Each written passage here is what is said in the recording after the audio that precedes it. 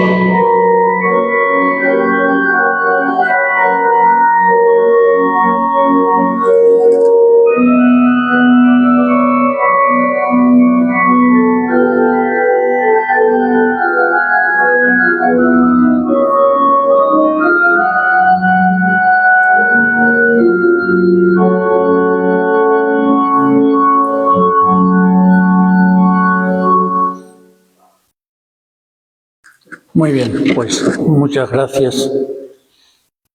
Como sabéis, tuvimos que cambiar un poco primero las fechas, ¿no? Porque el día que correspondía era justamente hace una semana. Y luego al haber celebrado litúrgicamente el tema de la encarnación, me pareció que entonces podíamos avanzar y venir al tema siguiente que teníamos en el programa. O sea, como el anterior era Hagamos redención del género humano, es decir, la encarnación, pues ahora nos tocaría 4 rostros de Cristo en su pasión, que es una meditación que aquí en Plasencia la he ofrecido en algún contexto y es posible que haya alguna persona que la haya oído ya alguna vez. Quod abundat non nocet, es decir, pues tanto mejor. Porque, bueno, en principio, pues siempre lo que escuchamos con el corazón puede dar frutos renovados, porque no siempre se escucha, no siempre se lee, no siempre se escucha con las mismas disposiciones del alma. Las disposiciones del alma son determinantes, digamos hermenéuticamente, porque nos dan una clave de lectura. Entonces, textos que leemos en una situación determinada, cuando pasan unos meses y leemos ese mismo texto en otra situación, el texto como que despliega nuevas posibilidades. Dice, pero si lo he leído hace 3 meses, pues hoy me está sonando como si lo oyera por primera vez. Esa es la virtualidad que tiene en general la buena literatura. Y esa es la virtualidad que tiene también la palabra de Dios, que nos abre siempre como a nuevos escenarios, ¿no? Pues bien, bienvenidos todos los que estáis aquí presentes y también, como digo siempre, los que entran. No sé si la conferencia, la meditación entera, o entran. Luego algunos me escriben, te está escuchando, sobre todo mis primas, y te está escuchando. Y otra gente me dice, sí, bueno, pasé por allí, vi que estabas hablando y escuché un rato. Pues a tutti quanti, como diría un italiano, a tutti quanti, mi cordial saludo con afecto en el Señor. Os invito hoy a contemplar a Cristo en su pasión. En los próximos días de la Semana Santa lo vamos a ver en distintas escenas, normalmente en esculturas de honda raigambre en las tradiciones de nuestros pueblos y ciudades. Ahora, sin embargo, mi invitación es observar un conjunto de textos y de tradiciones literarias que nos presentan a Jesús en el momento de su pasión con unas determinadas características o enfoques o perspectivas. En concreto, propongo observar 4 rostros de Cristo, una especie de procesión con imágenes sacadas de los 4 evangelios. En realidad, como bien sabemos, el evangelio es solo uno, pero como ya dijo San Ireneo, es tetramorfo, es cuadriforme, es decir, es un solo evangelio, pero con 4 formas. Se trata siempre naturalmente del mismo Cristo, pero según Marcos, Mateo, Lucas y Juan, cada uno de los cuales ha esculpido o dibujado el rostro de Cristo con su sello y su estilo propios. De la misma forma que se pueden distinguir los Cristos románicos de expresionismo simbólico y severa rigidez. Distinguir, digo, los románicos de los Cristos del gótico, con la naturalidad idealizada, o, como también son distintos, los Cristos de la escuela andaluza, de belleza manierista, a los de la escuela castellana, más dolientes y realistas. Nuestra procesión, pues, va a tener 4 imágenes sacadas del taller de los 4 evangelistas, por el orden que antes he referido, que es el orden histórico más seguro. Es decir, Marcos, Mateo, Lucas y Juan. No Mateo, Marcos, Lucas y Juan, que es el orden que tiene la Biblia Vulgata y que es el que seguimos habitualmente. Y los situamos respectivamente, más o menos, aunque esto no deja de ser relativo, pero los situamos aproximadamente, y digo respectivamente, en los años 70, 80, 90 y 100. Por ahí andamos. 70 se entiende Marcos, 80 Mateo, 90 Lucas, 100 Juan. 5 años arriba, 5 años abajo, bueno, pero por ahí.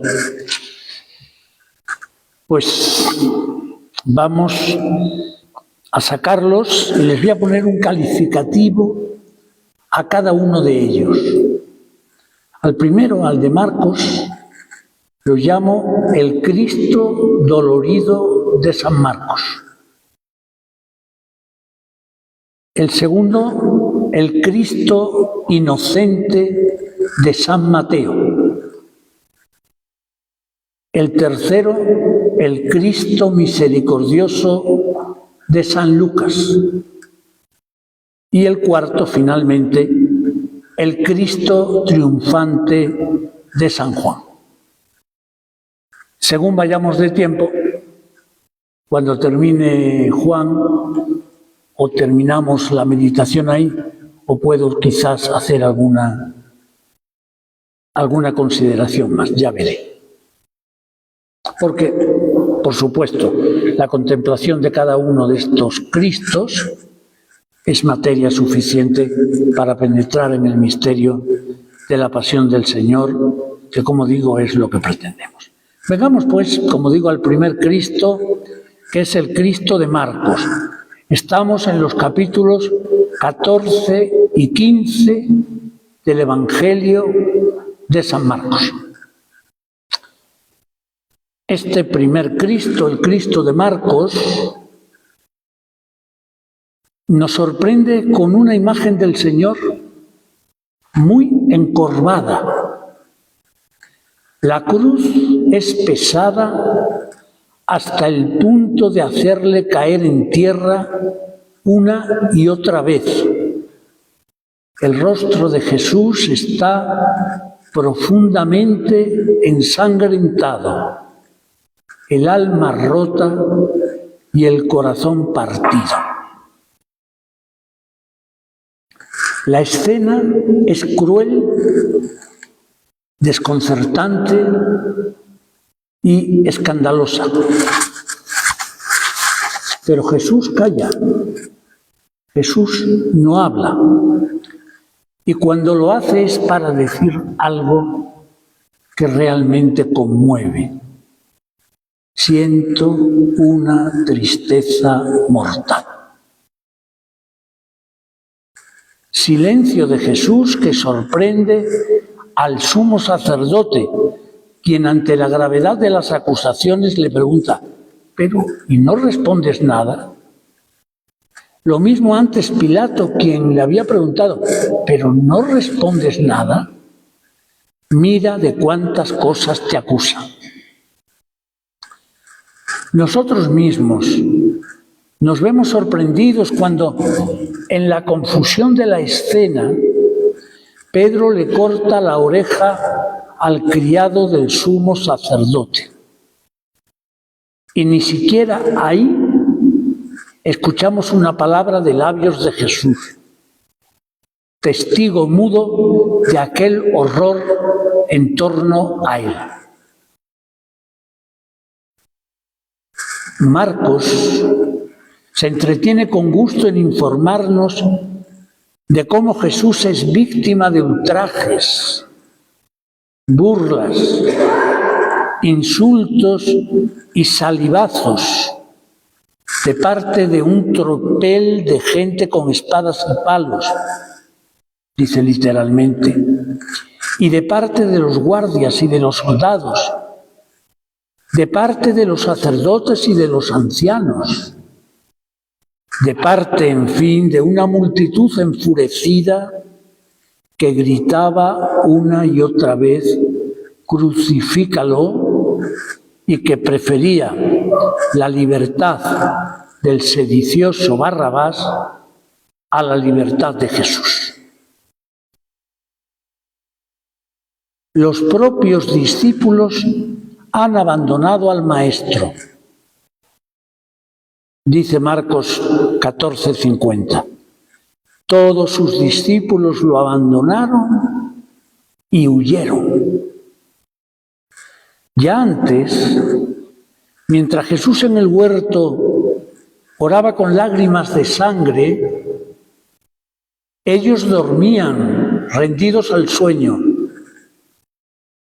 Pedro lo sigue, sí, pero de lejos, nos dice Marcos.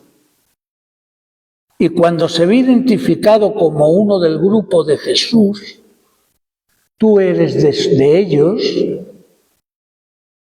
no tiene empacho y niega 1 y 3 veces: yo no conozco a ese hombre. Llegados al Calvario, solo algunas mujeres, estoy leyendo literalmente, solo algunas mujeres contemplaban la escena, pero también de lejos, vuelve a insistir Marcos. Y por frialdad ni siquiera se menciona la presencia de la Madre de Jesús. Las últimas palabras de Cristo en la cruz son sencillamente desgarradoras. Una pregunta y una constatación de la experiencia del abandono. Dios mío, ¿por qué me has abandonado? Este es el Cristo primero, el Cristo de Marcos, que nos expone los hechos en su fría objetividad para subrayar así la realización desconcertante del designio de Dios y presentar la pasión y la cruz como un escándalo, incluso, al menos a primera vista, como un sinsentido. Al contemplar esta figura salida del taller de Marcos, constatamos el desconcierto del dolor y el sinsentido de la muerte. Este primer evangelista nos hace notar que el mal que visita al hombre de forma irremediable nos sume en la impotencia y desestabiliza nuestros esquemas mentales y emocionales. Aún más, con esta figura el evangelista Marcos nos hace comprender que hay ocasiones en que Dios calla y parece alejarse de nosotros. Aprendemos así una lección muy difícil de este catecismo, a saber, que hay una palabra de Dios que tiene forma de silencio y hay una presencia de Dios que tiene forma de ausencia sentida y anhelada. Dios mío, ¿por qué me has abandonado?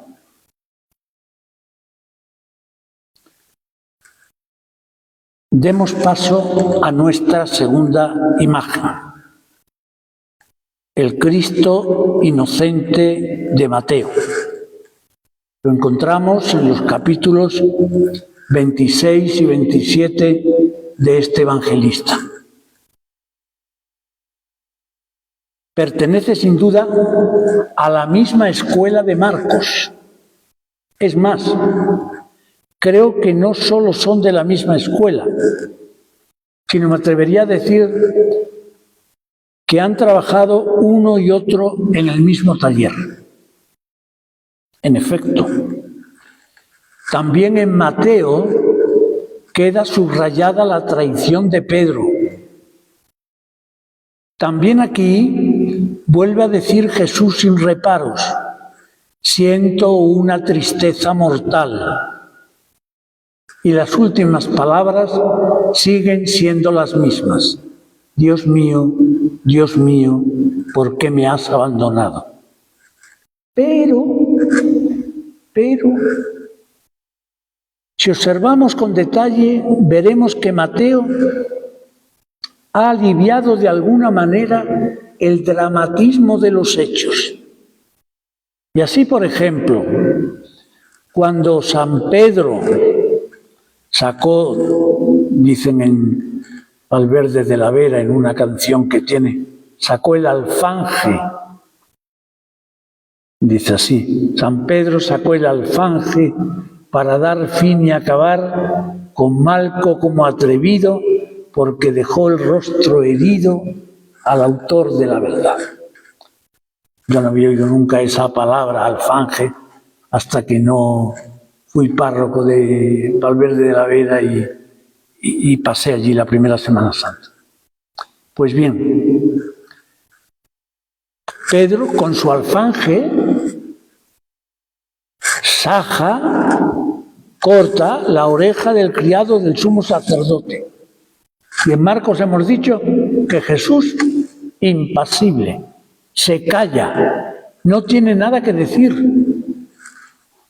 Esto es casi que una crueldad por parte de Jesús, lo que están haciendo delante de él, y se calla. Mateo no consiente que Jesús permanezca impasible y le convierte en un maestro.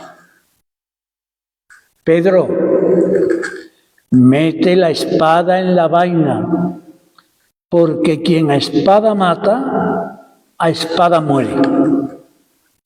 Por cierto, magnífica lección de Jesús para decir que la violencia crece en espiral.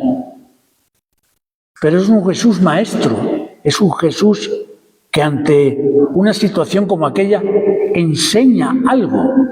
No es el Jesús que roza, perdón por la expresión, casi la crueldad, desde un primer punto de vista, en el Evangelio de Marcos. En el mismo sentido de un cierto alivio de la crueldad de la escena, suena ahora una palabra que es como una contrasentencia frente a las autoridades. Esto lo subraya Mateo: inocente. Y así, la mujer de Pilato quiere disuadir a su marido para que suelte a Jesús. No te metas con este inocente. Y el propio Judas, antes de entregarse a la horca, dice a gritos: he pecado entregando a un inocente. Finalmente, para Mateo, aquella situación a primera vista desconcertante y contradictoria tiene un sentido. Responde al designio de salvación del Padre. Es decir, responde a un proyecto de Dios y por eso va a repetir una y otra vez: Según las Escrituras, esto tenía que suceder así. O todo esto ha ocurrido para que se cumpla lo que escribieron los profetas. O así se cumplió lo anunciado por el profeta Jeremías. Con estos trazos tan elementales, San Mateo nos hace dar un paso en la comprensión de la cruz y del sufrimiento de Jesús, y en consecuencia también en la comprensión de nuestras propias cruces. Por una parte, de la idea de que Jesús es inocente, se deduce que su muerte delata a unos culpables. Jesús es víctima porque otros son verdugos. Aprendemos así que no todos los males son inevitables. ¿Qué remedio? No. En consecuencia, que es posible luchar contra el mal, que la injusticia tiene que ser atacada, que hay que denunciar a los culpables y no quedarse con los brazos cruzados. Dicho en positivo, que hay que ponerse de parte del inocente y combatir a favor del bien. Aprendemos al mismo tiempo que no hay mal que por bien no venga, que si la muerte de Jesús tiene un sentido en el plan de salvación de Dios, también nosotros habremos de buscar el sentido de nuestro dolor. También nuestros padecimientos tienen un sentido. Y aquello que un día nos pareció incluso un castigo de Dios, voy a usar esta expresión un poco exagerada, aquello que nos pudo parecer un castigo de Dios, terminamos viendo que no es un castigo, que es una bendición, que es un don, que es una caricia. Que nuestros males, nuestros padecimientos, nuestras cruces nos acrisolan y nos purifican en cuanto que corrigen nuestra autosuficiencia, denuncian nuestra superficialidad y nos convierten en grano de trigo que si muere puede dar mucho fruto. Llevamos ya dos Cristos. El Cristo dolorido de Marcos, el Cristo inocente de Lucas. Vamos a por el tercero. Vamos a sacar a la procesión el tercer Cristo, que hemos dicho es el Cristo, he dicho Mateo, ¿no? He dicho Lucas. Ahora vamos a sacar a Lucas, evidentemente. Que no sé si he tenido un lapsus lingüe.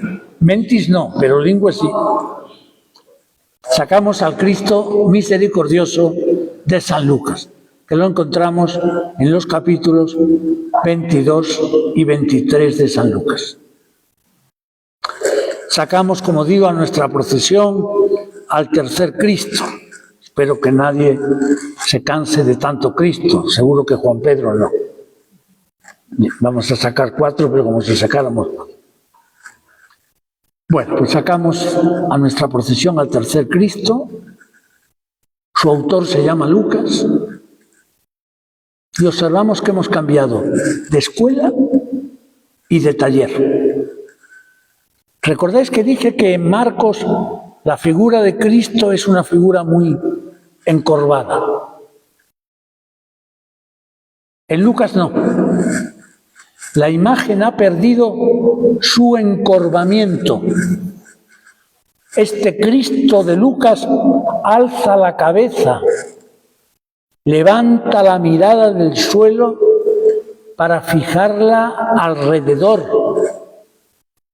Jesús ya no es una víctima impasible, o al menos Jesús ya no es solo una víctima impasible. Jesús se alza con superioridad como un agente activo de la escena, como un señor, como un maestro, como un modelo. Lucas, más abiertamente incluso que Mateo, proclama una y otra vez la inocencia de Jesús en boca del propio Pilato.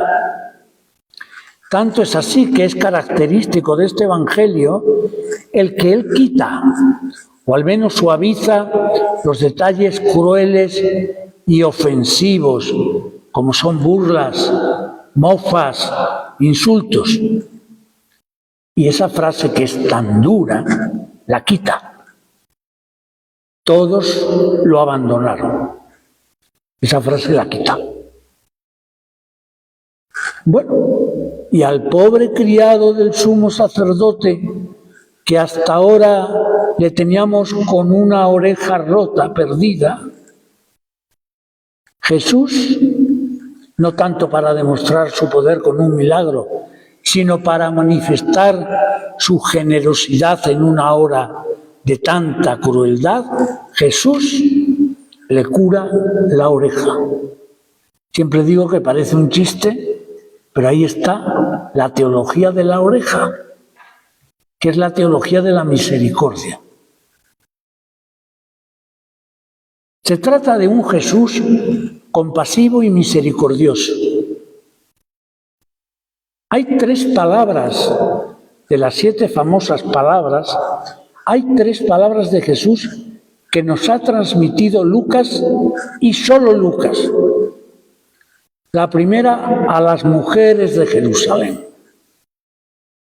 que lloraban desconsoladas. ¿Qué les dice Jesús?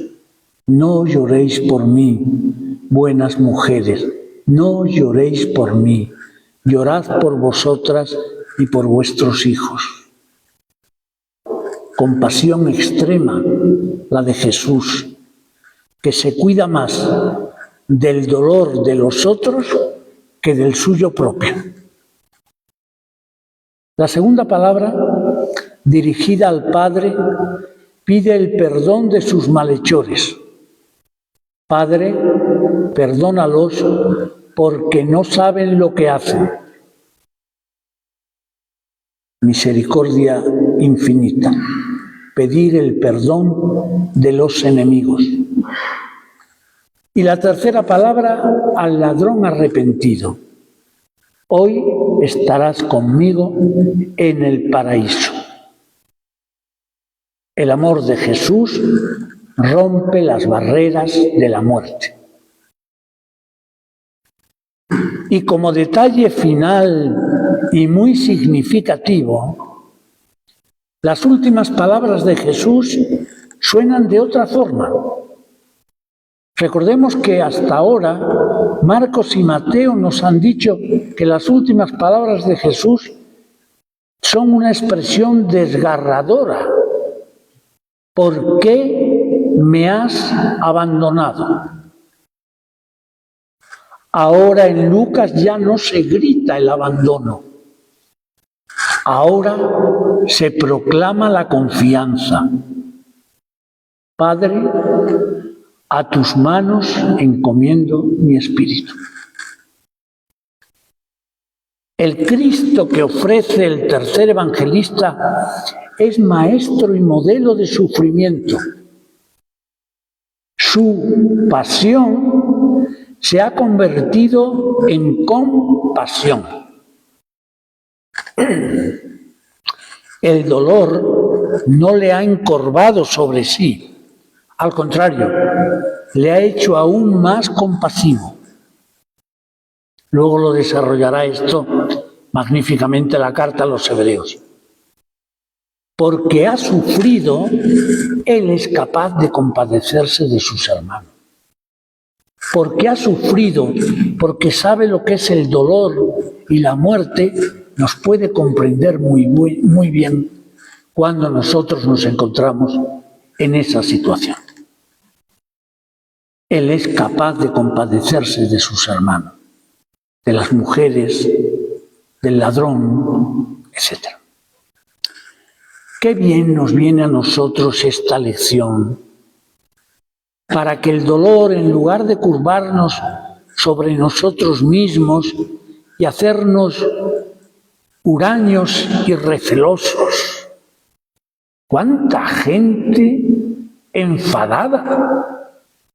Esto me preocupa mucho, también como sacerdote, porque veo a veces sacerdotes que según pasan los años se van poniendo de un mal humor, de un mal genio.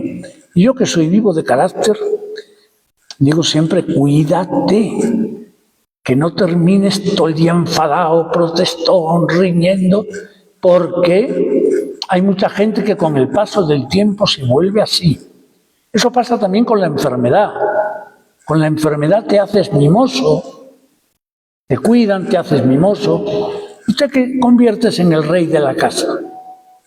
Este Jesús que acabamos de contemplar en Lucas, el dolor le ha servido para hacerse, permitidme esta expresión, más cariñoso, más bondadoso, más tierno, y para poner su vida en manos del Padre.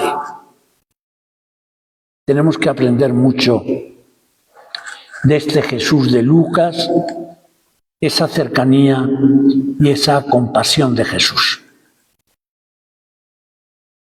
Cristo dolorido de Marcos, Cristo inocente de Mateo, Cristo misericordioso, iba a decir compasivo, sí, misericordioso de Lucas, y finalmente la última escena, el último Cristo, el Cristo triunfante de San Juan.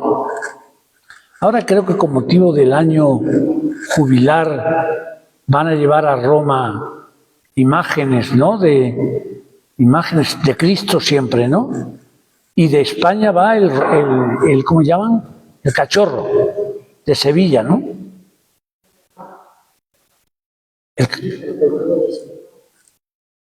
Bueno, pues nosotros sacamos la última, que es el Cristo triunfante de San Juan.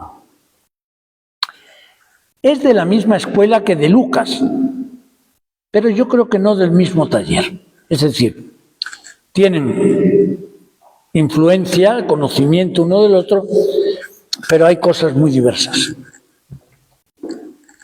Madre mía, cuánto han cambiado las cosas de aquella primera figura de Marcos. ¿Recordáis? Allí era Jesús quien caía en tierra. Ahora los que caen en tierra son los soldados. ¿Recordáis la escena, no? Llegan los soldados y los guardias a prender a Jesús.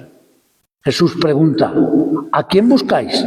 Le contestaron, a Jesús de Nazaret. Y Jesús contestó, yo soy. Y en cuanto Jesús les dijo, yo soy, comenzaron a retroceder y cayeron a tierra. Juan subraya con gusto la conciencia de Jesús en el momento de su pasión. Y por tanto, cuando se va a poner a narrar la pasión, empieza así. Sabiendo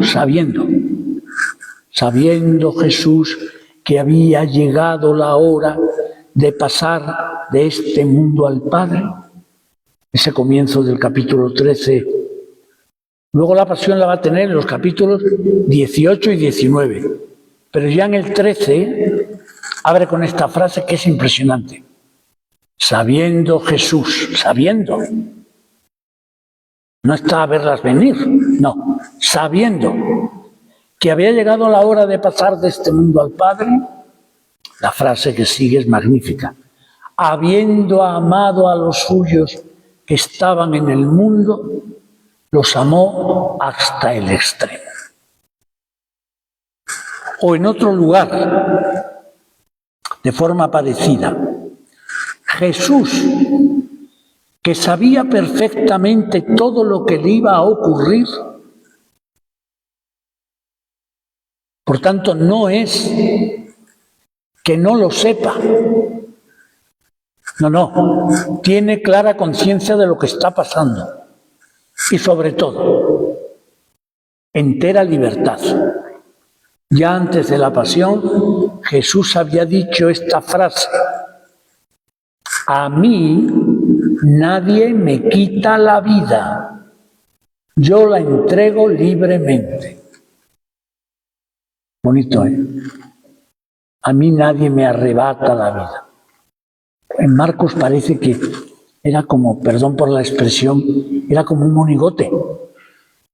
Aquí, en Juan, Jesús, ahora diremos, es un Señor.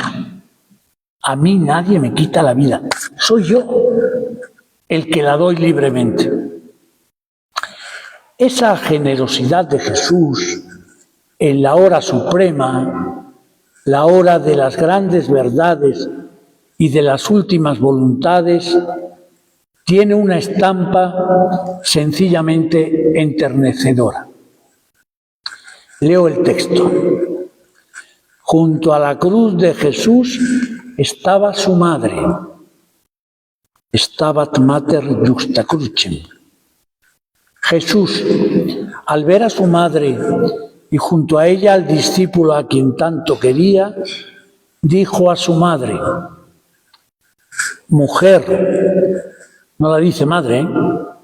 Mujer, ahí tienes a tu hijo.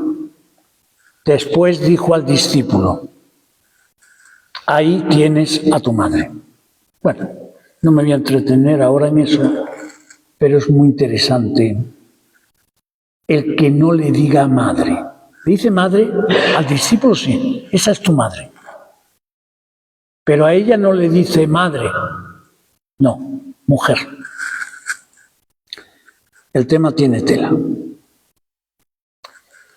Lo cierto es que, entenderme, porque como no me voy a explicar, puede ser que sorprenda un poco. Esta frase que la digo de manera un poco exagerada, como que Jesús ha renunciado a la maternidad meramente natural y por eso no la llama madre mi madre, y la ha convertido en madre espiritual de Juan y de todos los creyentes de todos los tiempos. Ahí están tu madre y tus hermanos, le fueron a decir una vez. Y dijo él: ¿mi madre? Los que cumplen la voluntad de Dios son mi hermano, mi hermana, mi madre. Aquí, en la hora suprema en Juan, nos la entrega como un don, como madre nuestra. Ya no es meramente la madre carnal, la madre humana, la madre natural, que es sin duda el gran título de María, Theotokos, que al parir al Hijo parió a Dios mismo. Pero no solo eso, una cuestión con Él, sino con los creyentes de todos los tiempos. Es nuestra madre. Herencia inmerecida, regalo de Dios mismo. María, tu madre, es también mi madre. Bendita una y mil veces tu santa pasión, Jesús, que nos trajo este derroche de gracia y de misericordia. En estas coordenadas, para el cuarto evangelio, Jesús, voy a jugar con las palabras, un poco. Jesús, más que un reo, es un rey. Esto resume muy bien al evangelista Juan. Jesús, más que un reo, es un rey. Para Juan, la cruz, más que un cadalso, es un trono. Para Juan, la muerte no es una derrota, sino una victoria. Por eso las últimas palabras de Jesús son estas: consumatum est, todo está cumplido, todo está hecho. La muerte, en efecto, es la corona de una vida que el propio Jesús había resumido así: mi alimento es hacer la voluntad del Padre que me ha enviado y llevar adelante su obra. Tras el consumatum est, todo está cumplido, Juan anota el siguiente comentario: e inclinando la cabeza, entregó el Espíritu. El evangelista Juan es muy propenso a jugar con el doble sentido de las palabras. Y con estas palabras, Juan ha querido referirse tanto a la muerte física de Jesús, entregó el Espíritu en el sentido de que murió,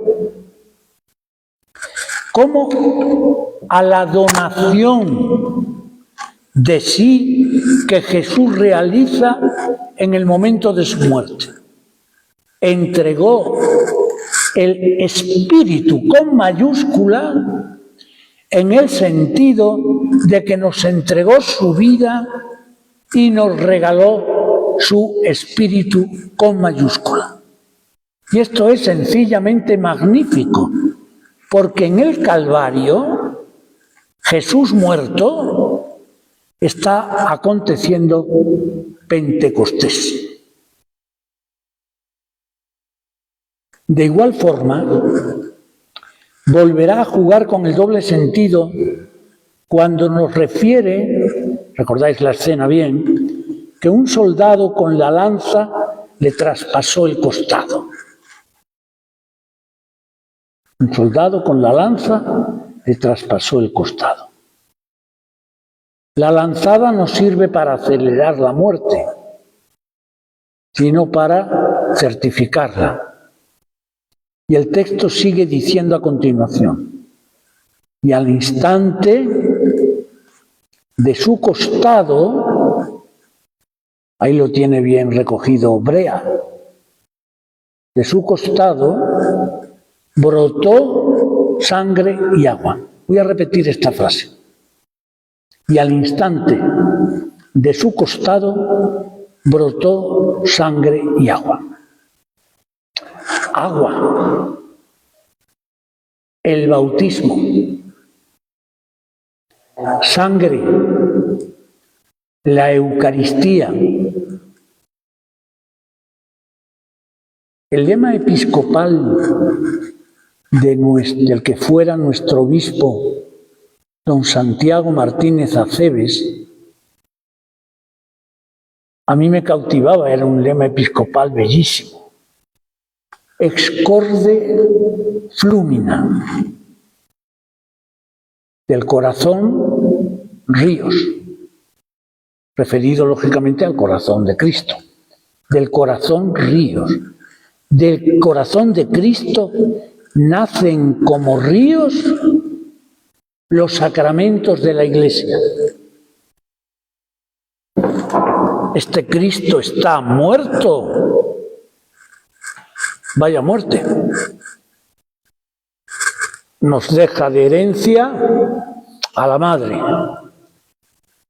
el bautismo, la Eucaristía, etcétera, etcétera.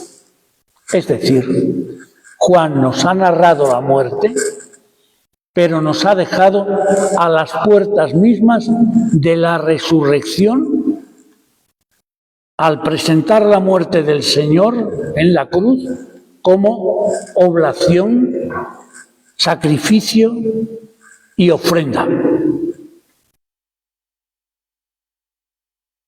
La cruz no es un palo seco. La cruz es un árbol florecido, como canta la liturgia. Oh cruz fiel, árbol único en nobleza, jamás el bosque dio mejor tributo en hoja, en flor y en fruto. El escenario es el mismo, pero en realidad todo ha cambiado. Aquellas primeras lágrimas de dolor del Cristo de Marcos se han convertido en lágrimas de alegría y de emoción.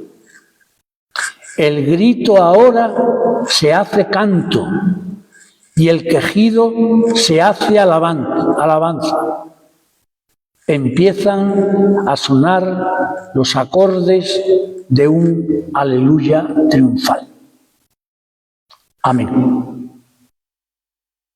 Veo que son 53.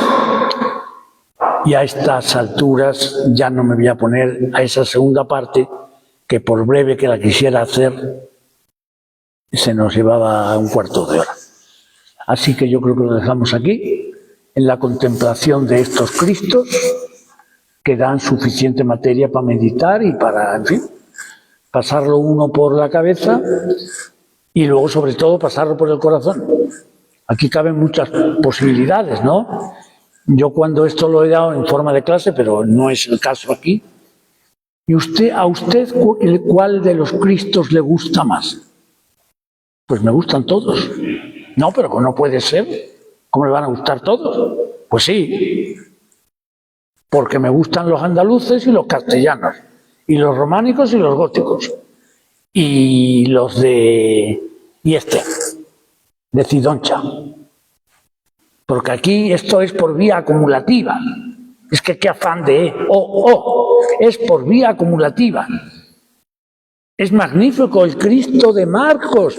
Cuando uno está fastidiado y no ve sentido a la vida, el Cristo de Marcos ayuda a mucha gente a comprender que es que Dios se las gasta así, como he dicho antes, que tiene una presencia con forma de ausencia. Pero también el Cristo de Mateo, no sé yo cómo lo percibiría Bach, cuando tocabas al principio, ¿no? ¿Cómo percibiría Bach las emociones del texto para hacer esa composición y no otra? Ya nos gustaría saberlo. Pues le encontró, digamos, su gracia. Pero el de Lucas es tan atractivo. Ese Jesús que en el sufrimiento es tan bueno. No digamos el de Juan.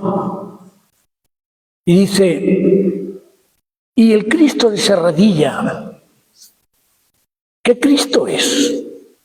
Esto le gusta mucho a las monjas de Serradilla. Es todos. Porque es el Cristo de Juan. Lleva la cruz como un trofeo. Es como un atleta que ha ganado la batalla y la cruz es un premio, es un trofeo. Ahora va ensangrentado absolutamente. Yo siempre digo, de tal manera que si la comparación la hiciéramos con el Cristo de la Pasión de Mel Gibson, dice, pues es que el Cristo de la Pasión de Mel Gibson, que ya sé que tiene muchos detractores, yo no soy detractor. Pero vamos, lo vi una vez y no más porque me doy una de llorar. ¿Y qué Cristo es el de Mel Gibson? Pues unas veces me parece el de Marcos, porque es una crueldad extrema, tú lo viste. El ojo, una cosa exagerada. Y otras veces me parece el de Juan, porque allí va echando su discurso de que del amor del Padre está muriendo y allí, ¿me entiendes? Que mezcla las dos perspectivas. Pues cada uno que haga como quiera. Los cuatro, cogiendo de cada uno, digamos, lo más característico, o se centra en uno porque es que a mí me gustan mucho los románicos. Pues sale Cristo románico, hombre. ¿Cómo sería el Cristo que vio Santa Teresa? Solamente sabemos, sería un castellano, ¿no? Un Cristo muy llagado, recordáis, ¿no? Esto la impresionó, que fue casi que digamos, como el motor primero, inmediato para su conversión, que vio a un Cristo muy llagado, esa expresión tan bonita, con ese castellano que usa ella tan precioso. Vio un Cristo muy llagado y digamos, pensó, lo que sufrió por mí, lo que me quiere. Pues adelante con el Cristo muy llagado. Y otros son feos desde el punto de vista físico, pero te inspiran muchísimo. Lo importante, a las puertas de la Semana Santa, y en medio minuto he terminado, es que de una u otra forma sintamos en el corazón que ese Cristo que va a recorrer las calles de Jerusalén quiere también recorrer nuestra vida y nuestro corazón para llevarnos con él a la cruz y finalmente darnos el premio de la gloria. Ojalá que así sea. ¿Cómo terminamos, Eugenio? Con el Padre Nuestro.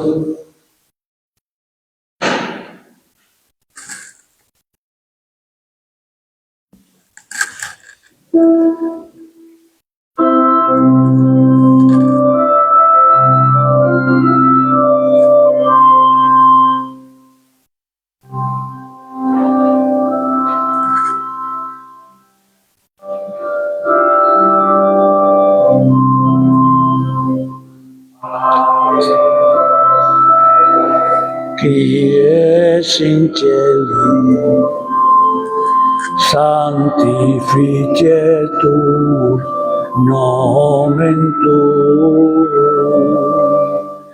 adveniat regnum tuum,